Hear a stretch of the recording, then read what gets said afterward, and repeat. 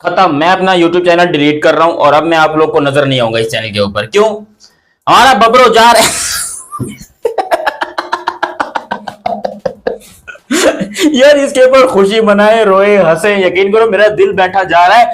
मुझे यकीन नहीं आ रहा कि ये पाकिस्तान टीम में सर्जरी होने जा रही है, और जिस सर्जरी की हम बात पिछले 5 साल से कर रहे हैं, बहुत लंबे अरसे से कर रहे हैं, वो सर्जरी वाकई होने जा रही है। क्योंकि पाकिस्तान क्रिकेट बोर्ड के चेयरमैन ने कुछ ऐसे फैसले किए हैं जो कि लिटरली दिल दहला देने वाले। लोगों को समझ नहीं आ रहा कि वही चेयरमैन है जो कि बाबर को कंधे पे बिठा के चलता था, रिजवान को बाप बना के चल, मतलब अजीबो गरीब से सिस्टम यहाँ पर चल रहे हैं। और अभी यहाँ पर मोहसिन नकवी साहब जो है, बड़े यकीन करो पहुंचे हुए आदमी है। जो पाकिस्तान की आवाम चाहती है ये बंदा कुछ ना कुछ करके कर देता है। अब यहाँ पर यंगस्टर्स की मीटिंग बुलाई है कि जिसके अंदर 25 यंगस्टर, 25 जो टॉप डोमेस्टिक परफॉर्मर्स हैं उनको बुलाया है मोहसिन नकवी ने। बहुत बड़ी प्रेस कॉन्फ्रेंस हुई है और पता ये चला है कि T20 लिस्ट में से जो T20 के बैटर्स हैं, क्योंकि छापा भी तो मारना है इंडिया का, जैसे इंडिया कर रहा है। देखो इंडिया की T20 की टीम अलग, ओडीआई की अलग, टेस्ट की अलग। उनके T20 और ओडीआई में कोई तालमेल ही नहीं है। मतलब T20 में ओपनर देखोगे अभिषेक बच्चन, संजू सैमसन 1 डाउन के ऊपर, तिलक वर्मा 2 डाउन के ऊपर, सूर्य कुमार यादव 3 डाउन के ऊपर, यहाँ पर भाई उनके ऋषभ पंत, और कभी कभी तो ऋषभ पंत नहीं होते तो फिर कोई और आ जाते हैं, ऋषभम दुबे आ जाते हैं, फिर रिंकू सिंह आ जाते हैं, फिर यहाँ पर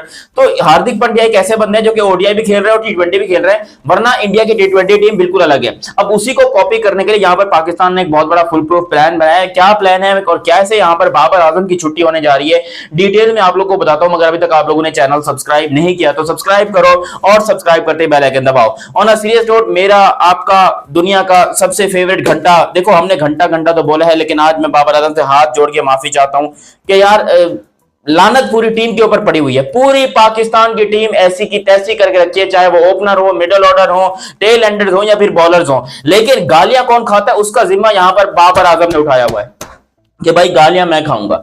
और बाबर को इतनी गालियां पड़ती हैं यार, वो डिजर्व नहीं करता। मैं आपको बता रहा हूं, देखो आज हिंदुस्तानी भाई लोग, तुम लोग फैसला करो, मैं फैसला तुम लोग के ऊपर छोड़ता हूं, ठीक है? क्या यहां पर बाबर आजम को जितनी गालियां पड़ती हैं, चाहे वो इंडिया में हो या पाकिस्तान में हो या फिर युगांडा में या इथोपिया में, क्या बाबर उतनी गालियां डिजर्व करता है? यार वो एक नंबर का सेल्फिश है, मैं मानता हूं वो एक नंबर का सेल्फिश है। अपने लिए खेलता है, जो भी करता है सब कुछ उसके घटिया रिकॉर्ड है, ये सब कुछ मैं आप लोगों को बताता हूं, ठीक है। लेकिन जो पाकिस्तान में बाकी प्लेयर्स कर रहे हैं, क्या बाबर उनसे बेहतर नहीं है? आप खुद मुझे बताइए, क्या पाकिस्तान में बाबर आजम के जो रन्स हैं वो सारे सिर्फ जिम्बाब्वे के खिलाफ आए हैं? क्योंकि बाबर आजम ने ऑलमोस्ट 2500 रन्स ओडीआई में, ओडीआई ने एक्चुअली अपने इंटरनेशनल करियर में 2500 से ज्यादा रन्स न्यूजीलैंड के खिलाफ बनाए हैं। 1800 रन्स उसके ऑस्ट्रेलिया के खिलाफ हैं, 3 सेंचुरियां उसके ऑस्ट्रेलिया के खिलाफ हैं, 4 सेंचुरियां उसकी न्यूजीलैंड के खिलाफ हैं। इंटरनेशनल टोटल करियर की बात कर रहा हूं। और यहां पर बाबर को अगर बात करते हो, जिम्बाब्वे बोलते हो, ठीक है भैया, वो जिम्बाब्वे के खिलाफ कुछ ज्यादा ही पसंद करता है खेलना, उसके रिकॉर्ड भी बहुत अच्छे जिम्बाब्वे के खिलाफ है। लेकिन ऑन अ सीरियस नोट, वो कम से कम पाकिस्तान टीम में जो लुच्चे लपेड़े भरे पड़े हैं ना, उनसे कई ज्यादा बेहतर ही है, ये मैं आपको बता रहा हूं। लेकिन यहां पर क्योंकि सारी गालियां मैं, इंक्लूडिंग माई सेल्फ, मैं हूं या उमर है या फिर जितने भी पाकिस्तान में वजीद यूट्यूबर्स और लोग हैं, हमने बाबर को कुछ ज्यादा ही ट्रोल कर दिया। यार वो इतना ट्रोल डिजर्व नहीं करता। मतलब वो भी एक इंसान है, सिद्धू पाजी ने कहा, और उनकी बात बड़ी कमाल की थी। यकीन करो कि गैरों ने अगर पत्थर भी मारे हों तो कोई फर्क नहीं पड़ता, लेकिन अपने ने जब एक फुल मारी है तो यकीन कर अखा चुल्ली राटा की पिया ने। और वाकई में यही हुआ कि आंखों से खून निकल पड़ा हो यहाँ पर बाबर आजम के, जब उसके अपने पाकिस्तान, देखो इंडिया वाले ट्रोल करेंगे, युगांडा वाले ट्रोल करेंगे, बंगाली ट्रोल करेंगे, अफगानिस्तान वाले ट्रोल करेंगे, लेकिन जब बाबर के अपने, इंक्लूडिंग माई सेल्फ, मैं भी, या बाबर को इतना ट्रोल कर, यार वो घटिया प्लेयर है, इसमें मैं भी मानता हूँ और पूरी दुनिया जानती है कि उससे ज्यादा घटिया प्लेयर शायद इस टाइम पे कोई नहीं है। क्योंकि वो ऐसी टीम के साथ है जिस टीम में सारे हिजड़े भरे पड़े हैं। कोई टीम के अंदर मर्द का बच्चा नहीं है जो कि बाबर का साथ दे। हम बार बार विराट कोहली के साथ कंपेयर करते हैं, हमारी सबसे बड़ा मसला यह है कि हमने बाबर को उठा के विराट के साथ कंपेयर कर दिया। भाई वो विराट जैसी प्रोडक्ट है नहीं, विराट सिंगल हैंडेडली मैच को खत्म कर देता है। बाबर में वो एबिलिटी नहीं है, वो काबिलियत नहीं है। बाबर आजम क्या करता है, इनिंग को लेके चलता है, लंबा करता है, बहुत खींचता है, जो भी खींचाताई करता है, इनिंग को लंबा लेके जाता है, कोशिश करता है कम से कम भाई कि मैं पाकिस्तान के लिए जितना भी करूं बेस्ट करूं। अभी जो रिसेंटली इंडिया के खिलाफ मैच हुआ था उसमें बाबर ने 5 चौके लगाए थे, बड़े क्लासिकल चौके थे, और इंडियन भाई लोग, मैं मीडिया पे लाइव देख रहा था, तालियां बजा रहे थे बाबर के लिए कि आज बाबर लग रहा है। उसके शॉट्स में क्लास है, उसके अंदर बड़ा बैट्समैन बनने की पूरी काबिलियत है, लेकिन ये जो सेल्फिशनेस है ना कि मैं करूं और कोई ना करे, ये फिर बाबर को बर्बाद कर देती है। अब यहां पर मोहसिन नकवी साहब ने एक बहुत बड़ा झाड़ू फेरा है पाकिस्तान क्रिकेट बोर्ड में, और जितने हमारे सीनियर प्रोज हैं, जिसके अंदर शाहीन शाह अफरीदी, उनको ड्रॉप किया जा रहा है ओडीआई और T20 से, और वो तो बिल्कुल ही ड्रॉप हो रहे हैं। सवाल ही पैदा नहीं होता कि शाहीन शाह अफरीदी को रखा जाएगा, वो पूरा अपना प्रॉपर PSL खेले, डोमेस्टिक खेले, कायदे आजम ट्रॉफी खेले। बिकॉज हमारे पाकिस्तान के प्लेयर अगर थोड़ा सा नाम बन जाए तो ये डोमेस्टिक क्रिकेट को अपने एल पे रखते हैं। हारिस रऊफ ने कोई डोमेस्टिक क्रिकेट नहीं खेली, नसीम शाह ने कोई नहीं खेली, शाहीन शाह ने कोई नहीं खेली, ये ऐसे की तैसे उठकर जो आ गए पाकिस्तान टीम के अंदर। अब यहाँ पर जो है वो मोहसिन नकवी साहब उन्होंने यहाँ पर पूरा एक प्लान बनाया कि भाई इन लोग को वापस भेजना है डोमेस्टिक के अंदर, और वहां पर जब ये परफॉर्म करेंगे तब लेकर आना है। अब देखो शाहीन शाह अफरीदी की तो छुट्टी हो रही है परमानेंट, ठीक है, नसीम शाह की भी यहाँ पर छुट्टी हो रही है, नसीम शाह और हारिस रऊफ तीनों की छुट्टी की रही है। और एक नया लड़का है अली रजा करके, अली रजा है, वसीम जूनियर है, और उसके अलावा एक और फास्ट बॉलर मुझे ठीक तरह याद नहीं आ रहा, उसको पीसीबी वापस लेकर अब्बास आफरीदी, वसीम जूनियर, अली रजा, ये तीन की तिकड़ी बनाने वाले हैं, क्योंकि यहां पर रऊफ, नसीम और शाहीन को रिप्लेस करने वाले कोई चाहिए। तो अली रजा मेरे ख्याल से वो बहुत प्रॉमिसिंग क्रिकेटर है, उसकी 140 की स्पीड भी है, ठीक ठाक स्पीड से फर्क नहीं पड़ता, लेकिन लाइन लेंथ है। उसने सैम कॉन्स्टस जो है था उसको बड़ा अच्छे तरीके से अंडर 19 वर्ल्ड कप में बोल्ड भी किया था, आप लोग जाकर देख सकते हो।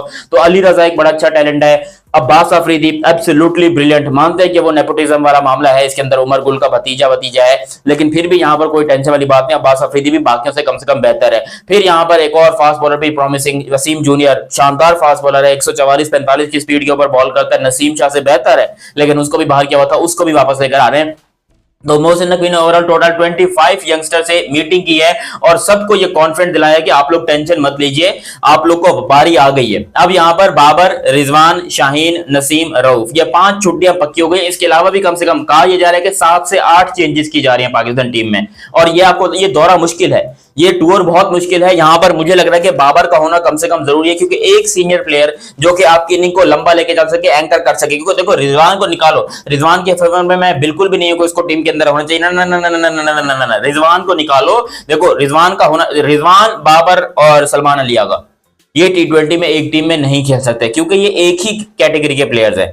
ये तीनों टुक टुक करके सिंगल डबल लेने वाले प्लेयर हैं, इनके अंदर कोई ऐसी एबिलिटी नहीं है कि ये जो है बहुत बड़ी तोप हैं, ये कर देंगे वो कर देंगे, ना ना ना, मेरा घंटा करेंगे। लेकिन यहाँ पर पाकिस्तान के बाबर आजम में वाहिद वो प्लेयर है जो कि क्वालिटी है कि ये शुरू के 10 ओवर में अगर ये 100 के स्ट्राइक रेट से भी बैटिंग करता है, 120 के स्ट्राइक रेट से भी बैटिंग करता है, चल जाएगा। फिर पीछे आप लेकर आओ, लड़कों को तैयार करो जो मार सकें, जो अच्छी इनिंग को लंबा लेके जा सकें, चाहे वो हैदर अली हो, उसको भी कंसिडर किया जा रहा है। हालांकि हैदर अली फेल होगा 100% फेल होगा इंटरनेशनल में, वो इंटरनेशनल का खिलाड़ी है नहीं, वो सिर्फ लीग का प्लेयर है। पीछे ये मोहम्मद नवाज को भी कह रहे हैं कि भाई वापसी लेकर आ रहे हैं, तो देखो जिसको वापसी लानी है लाओ, लेकिन on a serious note PCB हमारे साथ धोखा कर रहा है, हमारे बाबर आजम को टीम से बाहर निकाल रहा है, और ये मुझसे बर्दाश्त नहीं होगा। मैं बाबर आजम का भले ही सबसे बड़ा क्रिटिसाइज करने वाला बंदा हूं, जो उसके ऊपर क्रिटिसिज्म करता है, उंगली उठाता है, क्योंकि यार ऑन अ सीरियस नोट वो कंटेंट तो देता था, ये बात तो पक्की है कि जब बाबर आउट होता था तो बहुत ज्यादा जो हम लोग कंटेंट बनाते थे, या फिर बाबर जब फेल होता तो बहुत ज्यादा कंटेंट बनाते थे। लेकिन ऑन अ सीरियस नोट ये भी मानना पड़ेगा कि पाकिस्तान की रीढ़ की हड्डी वो बंदा बाबर आजम बन सकता था,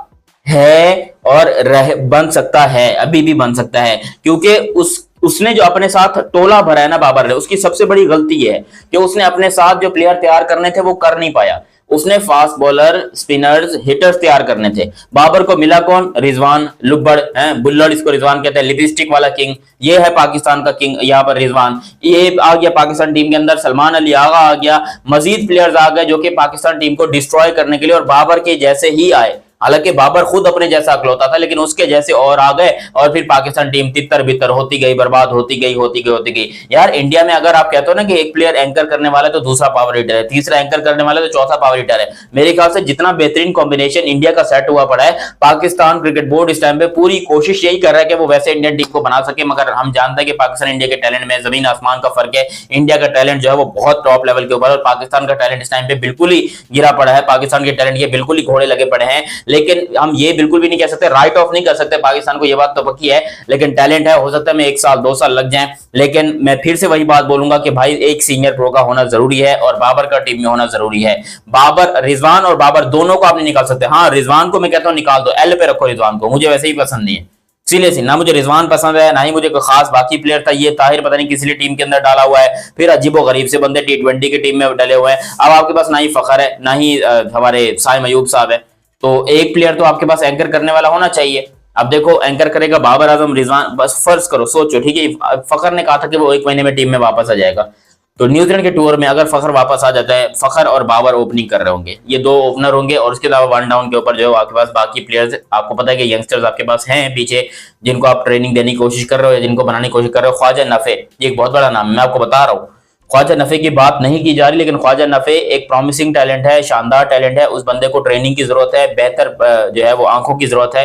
परखने की जरूरत है, वो बंदा पाकिस्तान टीम का एक बहुत बड़ा सुपरस्टार बनेगा। इस जैसे साइम अयूब जो है वो आजकल डेवलप्ड हो रहा है। खैर मुझे उम्मीद है कि यहाँ पर बाबर के ऊपर ज्यादा तलवार नहीं चलाई जाएगी, लेकिन फिलहाल अफसोसनाक खबर यही है कि बाबर को बाहर निकाला जा रहा है। आप लोग भी अपनी राय कमेंट सेक्शन में दिएगा कि आपकी नजर में क्या बाबर को टीम में होना चाहिए या फिर बाहर निकल जाना चाहिए। मेरा नाम है दयानत अली, मिलते हैं बहुत ही जल्द अगली वीडियो में, तब तक के लिए आप मुझे दीजिए इजाजत। अल्लाह हाफिज एंड लव यू हो गया, बाय बाय।